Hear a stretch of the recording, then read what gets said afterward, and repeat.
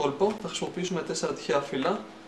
Οπότε ανακατεύουμε την τράπουλά μας, κόβουμε αρκετές φορές και αρχίζουμε να διαλέγουμε 4 τυχαία φύλλα.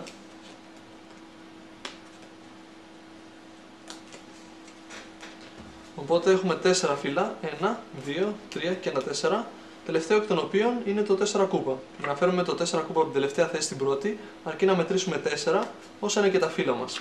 Και από την τελευταία θέση από μόνο του έρχεται στην πρώτη.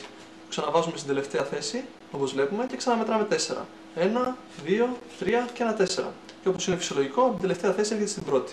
Αν το κουμπίσουμε τώρα κάτω και βάλουμε από πάνω τα υπόλοιπα 3, θα δούμε ότι χωρίς να κάνουμε κάτι ιδιαίτερο, από μόνο του μεταπηδά στην πρώτη θέση.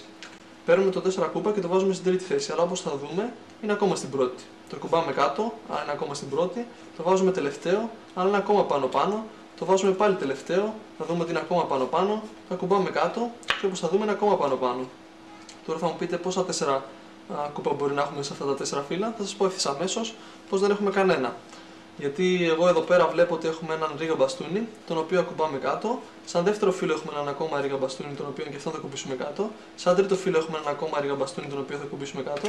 Σαν τέταρτο φύλλο έχουμε έναν ακόμα ρίγα μπαστούνι, τον οποίο και αυτό θα κουμπίσουμε κάτω. Τώρα θα μου πείτε πόσο ρίγα μπαστούνι μπορεί να έχουμε και πόσα 4 κούπα. Θα σας πω ευθύς αμέσως πως δεν έχουμε κανένα, γιατί όπως θα δούμε τώρα, εδώ έχουμε έναν τζόκερ, τον οποίο θα κουμπίσουμε κάτω. Εδώ έχουμε έναν ακόμα τζόκερ, τον οποίο και αυτόν θα κουμπίσουμε κάτω.